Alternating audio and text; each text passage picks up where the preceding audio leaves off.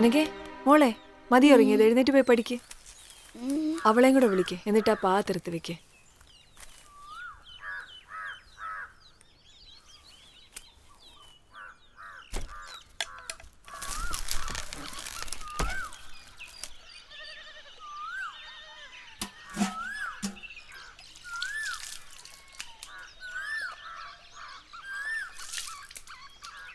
സ്നേഹ എനിക്ക്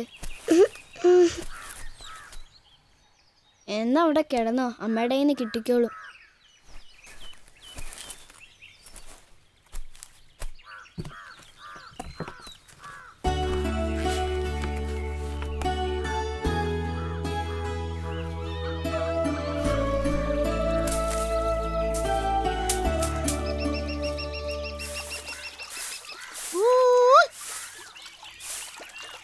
കാർത്തികേയൻ എഴുന്നേറ്റില്ലായിരിക്കുമല്ലോ.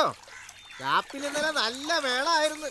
കല്ലും പിടിയും കഴിഞ്ഞ് വെളുപ്പിനായിരിക്കും പുരയിലെത്തിയതല്ലയോ. ആ കൊച്ചുങ്ങടെ ഒരു യോഗം. എന്താ അമ്മേ? നിന്റെ അച്ഛന്റെ ഗുണവധികാരം. കിന്നാരം പറഞ്ഞോണ്ട് നിൽക്കാതെ 4 അക്ഷരം പോയി പഠിക്കാൻ നോക്കടി.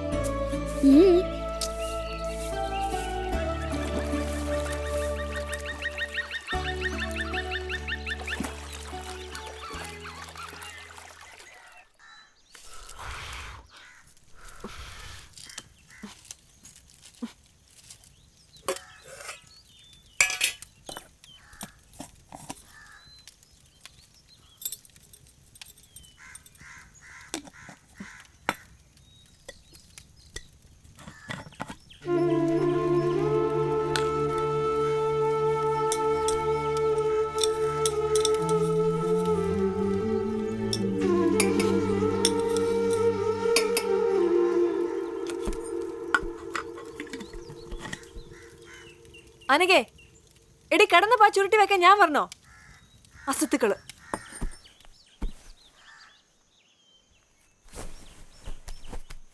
ചവിട്ടല്ലേ, മാറ്.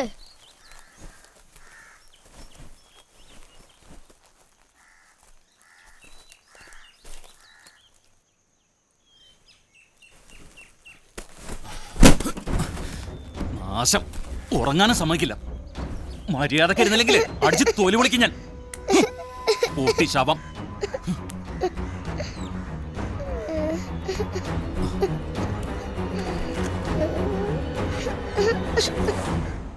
സാരില്ല കേട്ടോ, മോള് കരയണ്ട. മിണ്ടാതിരുന്നോണം, ഇല്ലെങ്കിൽ എന്റെ കയ്യിൽ നിന്ന് വാങ്ങിക്കും.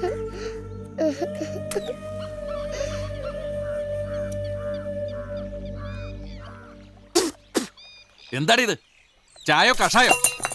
പഞ്ചസാര ഇല്ലെങ്കിൽ ചായ കഴിക്കും. അതിനിപ്പോ ഞാൻ എന്ത് ചെയ്യാം? നിങ്ങൾക്ക് കിട്ടുന്ന മുഴുവൻ കുടിച്ചു തീർത്താൽ മതിയല്ലോ. വീട്ടിൽ എന്തെങ്കിലും ഉണ്ടെന്ന് അന്വേഷിക്കാറുണ്ടോ? അതിന് നിന്റെ വീട്ടിൽ നിന്ന് എന്തെങ്കിലും കെട്ടിയെടുത്തിട്ടുണ്ടോടി രാജകുമാരിയെ പോലെ ജീവിക്കാൻ?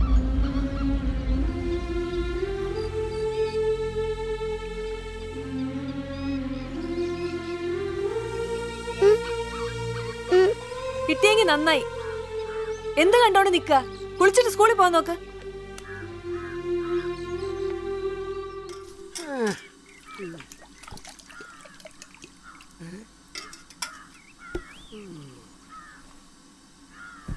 അണ്ണാ, കടുപ്പത്തിലൊരു ചായ. കഴിക്കാനൊന്നും വേണ്ടേ ദാസാ? അണ്ണൻ ചുമ്മാ തരുവാണെങ്കിൽ കഴിക്കാം, അല്ലാതെ എൻ്റെ കയ്യിൽ കാശൊന്നുമില്ല. ഈ പെച്ച മുതലാളിയുടെ വാലായി നടന്നിട്ട് ഒന്നും കിട്ടുന്നില്ലടാ. അത് മിടുക്കന്മാർക്കല്ലേ ഉള്ളൂ, നമ്മക്ക് ഒരു മിടുക്കൂല്ലടോ. ഒരു പാവത്താൻ. എന്നാ കാശുള്ളവന്മാരോട് വാങ്ങിച്ചു തരാൻ പറയടാ. ആ, ഓരോരുത്തരുടെയൊക്കെ യോഗം. മുതലാളി കുത്തുവാള എടുക്കാണ്ടിരുന്നാ മതി.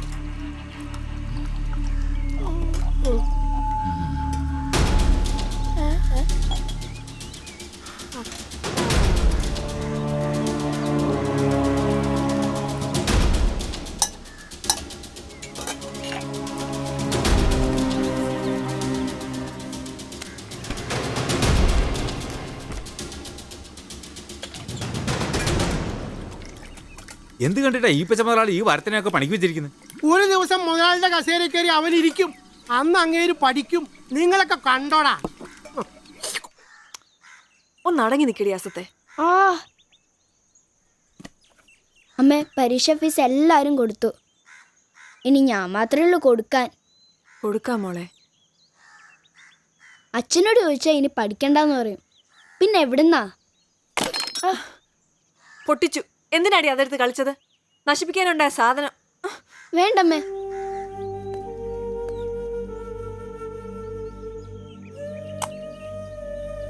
ഇനി അത് വാരി കൈ മുറിച്ചോ. അമ്മ, ഇന്ന് ഫീസ് കൊടുത്തില്ലെങ്കിൽ പരീക്ഷയ്ക്ക് ഇരുത്തില്ല എന്നാ ടീച്ചർ പറഞ്ഞ്. എനിക്ക് പരീക്ഷ എഴുതണമ്മേ. മോള് വിഷമിക്കണ്ട, അമ്മ ഇപ്പൊ വരാം. ഉം.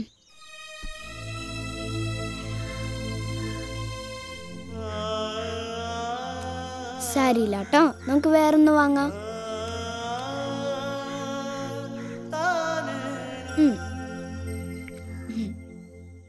താൻ എന്താടോ കൊണ്ടുവന്നേക്കണേ? പണ്ടം വല്ലതും ഉണ്ടോ? ഒരിത്തിരി പൊന്നുണ്ട്. എടുക്കെടുക്ക്. ഇതേ ഉള്ളു.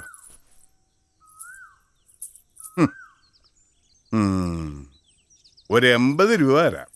ഒരു 100 റുപ്യ തികച്ച് താ മുതലാളി. അത് തന്നെ കൂടുതലാ. പിന്നെ ഞാനിത് വാങ്ങി വെക്കുന്നത് വിശ്വാസക്കുറവ് കൊണ്ടാണെന്നൊന്നും തോന്നരുത്. ഒരുറപ്പ് അത്രയേ ഉള്ളൂ. ആഹാ, പിന്നെ പറഞ്ഞ സമയത്ത് കാശ് തിരിച്ചു തരണം. മാസാമാസം പലിശ കറക്റ്റായിട്ട് ഇവിടെ എത്തിച്ചോണം. മുടക്കം വരില്ല മുതലാളി. എന്നാ കൊള്ളാം. കാശ് മേടിച്ചോട്ട് പോകുമ്പോ എല്ലാവരും ഇത് തന്നെയൊക്കെയാ പറയണേ. അതെ, പലിശക്ക് ഒരു മുടക്കം വരരുത്. പറഞ്ഞു മനസ്സിലായല്ലോ? ശരി മുതലാളി. ആ, എന്നാ ചെല്ല. ആഹാ, നീ എത്തിയോ? നിന്നെ കണ്ടില്ലല്ലോ എന്ന് വിചാരിച്ചതേ ഉള്ളൂ.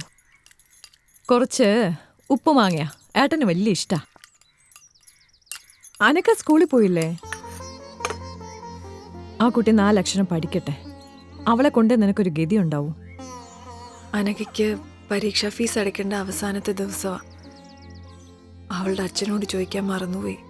നല്ല കാര്യായി. ചോദിച്ചാവൻ തരൂ. കള്ള് ഷാപ്പി കൊടുക്കാൻ തികയുന്നുണ്ടാവില്ല ആ പാവത്തിന്. ചേച്ചി എന്നെ സഹായിക്കണം. എൻ്റെ എവിടെന്നോ രുക്മിണി കാശ്? ധനപാലൻ ചേട്ടനോടൊന്ന് ചോദിച്ചാ. 5ന്റെ കാശ് വെറുതെ കൊടുക്കണത് ഇഷ്ടമല്ല മൂപ്പർക്ക്.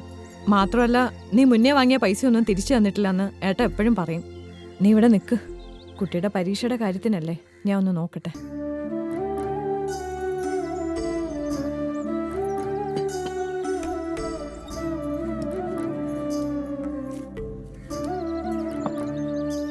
പലിശയും കൂട്ടുപലിശയൊക്കെ ചേർത്ത് എന്തിനാ ഇങ്ങനെ കൂട്ടി വെക്കണെന്നൊക്കെ ഞാൻ ചോദിക്കാറുണ്ട്.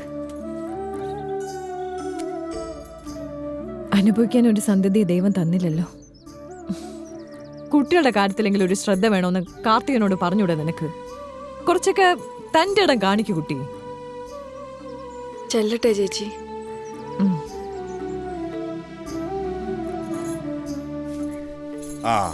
ആ പെങ്കൊച്ച് വീണ്ടും കാശ് ചോദിക്കാൻ വന്നതായിരിക്കും. പാവം, കുട്ടിയുടെ പരീക്ഷയുടെ കാശിന്. ഞാൻ കഷ്ടപ്പെട്ടുണ്ടാക്കണതൊക്കെ നീ ദാനം ചെയ്ത് തീർത്തോ. എന്ത് ചെയ്യാനാ, പാവം. എന്നാലും എന്ത് വിശ്വസിച്ച ആ കൊച്ചു കാർത്തികനോട് ഇറങ്ങി തിരിച്ചതാവോ? എല്ലാവരും എന്നെ പോലെ യോഗ്യനാവൂടി ഭാര്യയെ. നിന്റെ കാരണന്മാര് ചെയ്ത പുണ്യം. പുണ്യം ഒന്നും പറയണ്ട.